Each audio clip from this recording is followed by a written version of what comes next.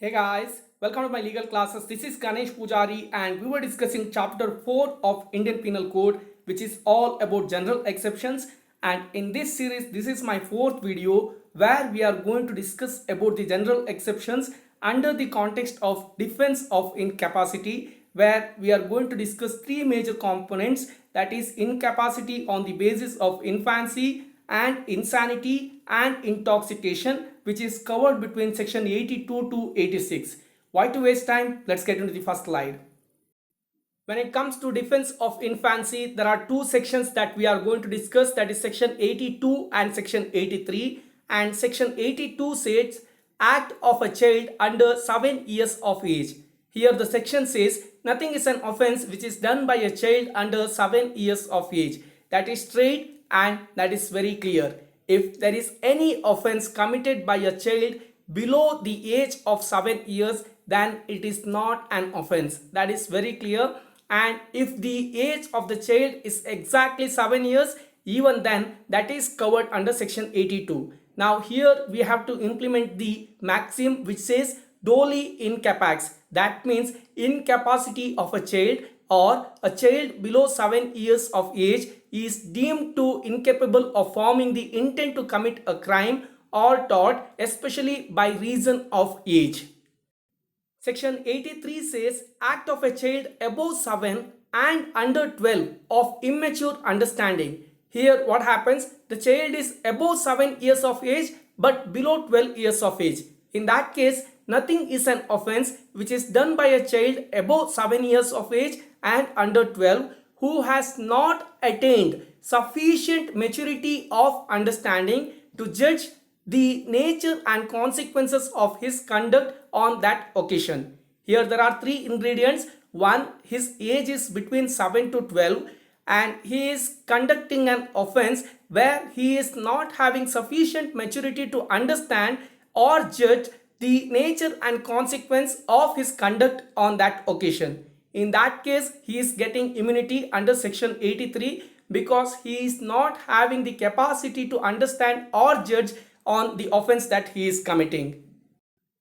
I have three case laws here. In the first case law, that is Ulla Mahapatra case, there was a boy of 11 years who threatened a person that he would cut him into pieces and kill. And after that, he actually did so. Now, he was aware that by doing that, he is going to kill a person because he had the awareness of the result of his actions or knowledge of the results of his action. It was held that he has committed a crime or murder. In the other case, that is R versus Krishna, a boy of 9 years old stolen a very costly necklace and sold it for a very small amount. However, here he was aware that by stealing a necklace, he can sell it and get certain amount of money. So such awareness is sufficient to prove that he had intention as well as knowledge of committing that particular act. So it was held that he is committed a crime. The third case law, where Pratap Singh versus State of Jharkhand, High Court held that the date to consider for determining the age of a juvenile is the date on which he had committed the offense and not the date when he produced before the juvenile board or court. Now, it is essential to know that when was the crime committed. Now, if the crime was committed at the age of 11 and if somebody is bringing him at the age of 14, now you cannot say that the guy is not coming under section 83 because of the current age. We should always consider at what age he has committed that crime. That becomes very important, which is what discussed under Pratap Singh versus State of Jharkhand. With that, I am moving on. Then comes section 84, which discusses about act of a person of unsound mind. Here the section says nothing is an offense which is done by a person who at the time of doing it by reason of unsoundness of mind is incapable of knowing the nature of the act or that he is doing what is either wrong or contrary to law. Now what happens here? An act is committed by a person which is an offense under IPC. However, such act is done by a person who is having unsoundness of mind while committing that particular act. It is not before or after. It is while he is committing such act and he is incapable of knowing the nature of the act that he is committing at that particular time, and he is not even aware that he is committing a wrong or something which is contrary to law. In that case, they are getting immunity under section 84. The first case law that we are discussing here is Sudhakaran versus State of Kerala. What happened here? There was a person who told that he got paranoid schizophrenia and that is the reason I have killed my wife. But the scenario was, when he killed his wife, he hasn't done any threat or harm to his child. In the contrary, he took an insurance immediately after the incident in the name of his child. Now, when he was brought in front of the court, he told the story that he got the paranoid schizophrenia. However, court declined, saying that his mental illness was determined only after the incident and his conviction of murder was held to be proper because his mental illness was not available during the time of doing it, or while committing the offense there was no mental illness. That is how we need to understand. It should be available at the time of doing it. If the unsoundness of mind is available before or after committing such offense, that is not counted. If he is having such unsoundness of mind during the incident, then he can take the shelter under section 84. The other case law is Lakshman Dagdu versus Emperors. Now what happened here? Lakshman Dagdu had a high fever on one particular day, and while he was trying to take rest, his children were crying like hell, and because of that he got highly irritated and he killed them all by cutting their throats. Now here he couldn't able to prove that he was totally unconscious while doing such act, so he was held that he is guilty of murder. So I think these two case laws are sufficient as far as section 84 is concerned. Then we need to remember few important things. The first being, there is a huge difference between medical insanity and legal insanity. Medical insanity is easy to prove or easy to get the certificate, but under legal insanity there should be complete absence of power to make any criminal intent. Only then it will be proved that the person had legal insanity. If he had any capability to form any kind of criminal intent, then he will not get the certificate of legal insanity. That is the first thing we need to remember. Then there is something called Durham doctrine, which means if the act is the output of mental disease, then the accused is not criminally liable. That is Durham doctrine.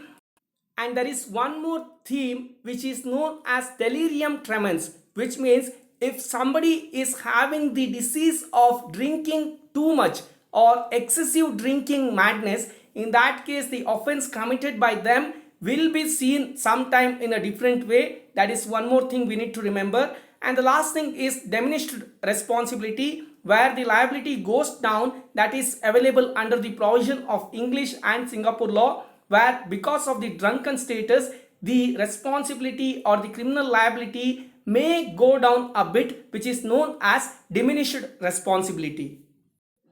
Then comes two sections which are discussing about the defense of intoxication, that is section 85 and section 86. And section 85 is all about act of a person incapable of judgment by reason of intoxication caused against his will. Here what happens? He is intoxicated, but such intoxication is caused against his will. Now what the section says? It says nothing is an offense which is done by a person who at the time of doing it is by reason of intoxication incapable of knowing the nature of the act, or that he is doing what is either wrong or contrary to law, provided that the thing which intoxicated to him was administered to him without his knowledge or against his will. So what happens here? A person is committing an act, and while committing that act he is being intoxicated. That means he was not even aware that he is being intoxicated by something, because such intoxication was administered by someone without his knowledge, or maybe someone has intoxicated him by forcing him to do so. Now after getting intoxicated he is doing such an act where he is incapable of knowing the nature of the act. Because of intoxication, he doesn't even have the capability of knowing the nature of the act that he is conducting. He is unable to judge whether he is doing right or wrong, or is he doing something contrary to law. Now, in such status, if someone is committing any act, that will not be considered as an offense under section 85 of IPC, because that gives immunity to the person. Here, one of the most important point that you need to remember is such intoxication should be caused by others, either without his knowledge or against his will. That is a very important requirement. Now, section 85 discusses about an act which is conducted by a person who is being intoxicated by someone else without his knowledge or against the will of the person who has conducted the act, whereas section 86 discusses about the chances where a person getting himself intoxicated and committing an act. Now here what happens, offense requiring a particular intent or knowledge committed by one who is intoxicated.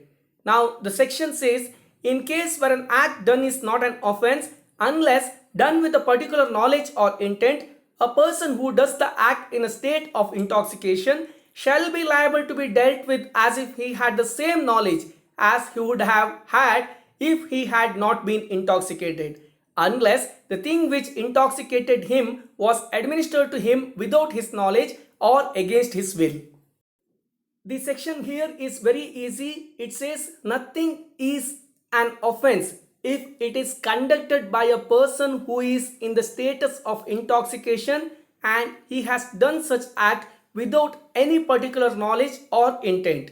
But the only condition is such intoxication should not be his own choice. He shouldn't have done it by his own choice. If it is administered by someone else without his knowledge or against his will, then there is immunity available under section 86. However, if he had done intoxication by his own choice, then the absence of particular knowledge or intent will also not give any excuse, which I am going to discuss with a beautiful case law in my next slide. The famous case law that you should refer as far as section 86 is concerned is Basdev versus State of Pepsu, which is 1956 case, where there was a ex-military officer by name Basdev and there was a marriage in his village, and he went to that wedding function along with one young boy of about 15 to 16 years, that is Meghar Singh. And in the party they both drunk and Basdev got intoxicated, and once he reached his high, he asked the boy to bring a chair. But the boy didn't move and Basdev got anger and he took his pistol and shot the boy, and the boy died. Immediately after the incident, Basdev tried to run away from the scenario, but however someone caught him, and when he was brought in front of the court, he said, I was intoxicated and I was unaware that what exactly I was doing. However, the court declined because the intoxication was his own choice and it cannot be considered as culpable homicide. It should fall under murder. That is what held by the court. In one another case law, that is Director of Public Prosecution versus Beard, what happened here? A drunk watchman, in the attempt of raping a 13-year-old girl, unintentionally killed her in the attempt of closing her mouth when she was struggling. So basically he had no intention of killing her, but however she was struggling, and to stop that he closed her mouth and she died. Now the court convicted him as it was voluntary intoxication. His drunkenness was his choice, so court convicted him, saying that drunkenness itself is not an excuse. If that becomes an excuse, everybody will start drinking and committing crimes. So court very clearly told drunkenness itself is not an excuse. However, on proving absolute absence of insanity may be considered if insanity also is fully proved. So that is seen case by case. And the last case law that I am discussing here is Dasakandha versus State of Orissa, where the plea of the accused that his offense be treated as culpable homicide not amounting to murder as he could not have formed the intention of murder under the intoxication of liquor was not accepted. This is a kind of repetition to the other two case laws that I have discussed. So one very important point that you need to observe here is, if intoxication is by their own choice, in that case it is very difficult to escape from any criminal offense. That is the most important aspect we need to remember. With that, I am concluding this class. See you in my next class. Till then, thank you so much for subscribing my channel. Please like, share and comment my videos. All the very best for whatsoever purpose you're watching me, and thanks again.